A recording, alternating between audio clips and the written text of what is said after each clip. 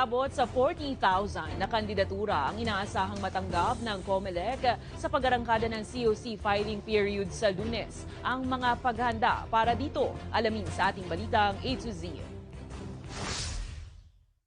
Handang-handa na ang Kapulisan at Commission on Elections para sa pagsisimula ng filing ng Certificate of Candidacy para sa barangay at sangguniang kabataan elections na magsisimula sa Lunes.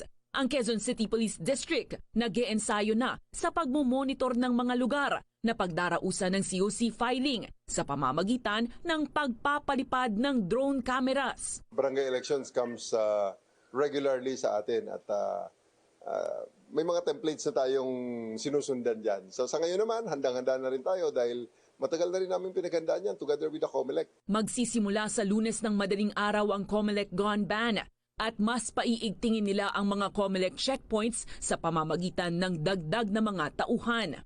Sa panig naman ng Komisyon ng Halalan, wala silang nakikitang magiging aberya, liban na lang sa mga hindi kumpleto o hindi notarisadong forms. Sa lugar po na walang notaryo publiko o kulang na kulang ang notaryo publiko, binigyan na po ng pahintulot ng COMELEC ang lahat ng election officers namin na mag-administer ng oath. So hindi na po magiging dahilan na hindi masumpaan ang ating mga COCs.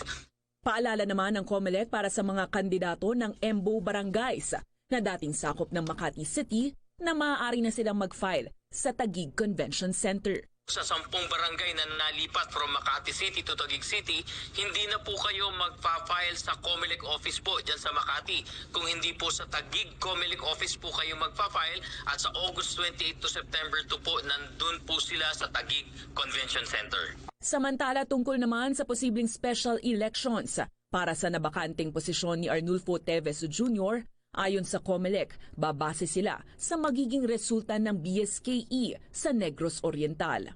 Even if there is no recent violence in the area, even if the violence happened sometime March, according to them, and this is a very good and strong point, the fear in the hearts of the people are still there. Nasa 40,000 na mga kandidato ang inaasahang maghahain ng kanilang kandidatura para sa BSKE. Para mapabilis ang proseso, magkakaroon na rin ng filing sa ilang mall sa bansa.